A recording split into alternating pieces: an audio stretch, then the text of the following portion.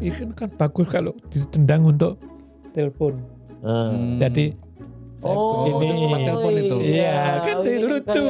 Usianya sudah 81 tahun, tapi Indradi Partowardoyo masih aktif melakukan kegiatan pertukangan di basement rumah anaknya di Silver Spring, Maryland. Jadi dulu tuh saya di Indonesia sampai tetangga saya aja heran. Saya bikin kendang sendiri. Jadi saya ngelihat orang terus saya nyoba bikin. Hanya di Indonesia saya tidak mampu membeli alat. Indradi yang lahir di Muntilan dan menetap di Solo, pindah ke Amerika tahun 1971. Ia melamar pekerjaan ke Kedutaan Besar RI di Washington DC dan diterima menjadi staf Atase Pendidikan dan Kebudayaan.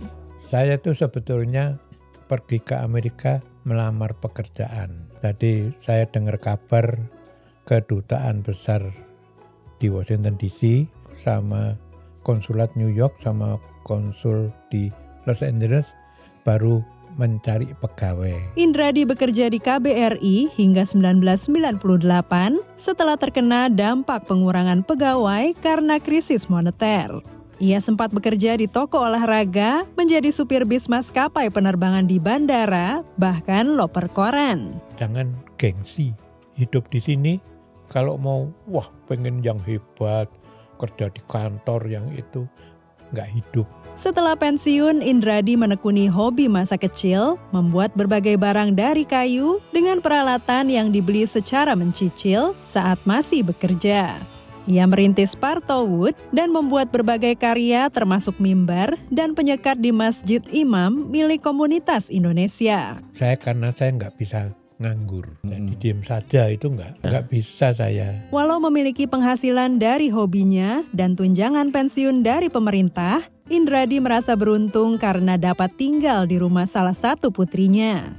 Di Amerika, warga usia 65 tahun ke atas yang sudah pensiun jumlahnya mencapai 17%.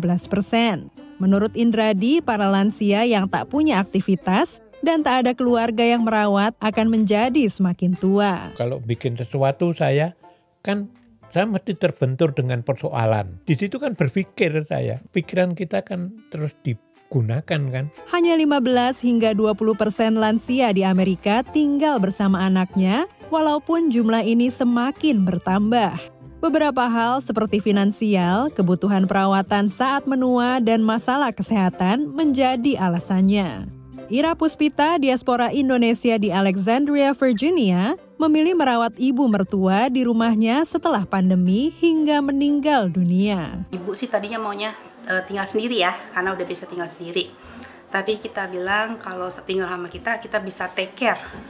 And then kita bisa everyday ketemu. Tantangannya itu sebenarnya kalau kita nggak ada pengetahuan, kita nggak banyak join community atau berbicara dengan teman yang punya pengalaman yang sama merawat orang tua, itu sangat berat karena ada stres ya. Menjadi lansia di Amerika memiliki tantangan tersendiri. Namun memiliki anak yang mau membuka pintu rumahnya bagi orang tua mereka, menurut Indradi adalah hasil dari nilai kekeluargaan yang ditanam kepada anak-anaknya sejak kecil. Kita jadi orang tua tuh nggak usah ngasih kuliah, kita kasih contoh aja. Dari Silver Spring, Maryland, tim VOA.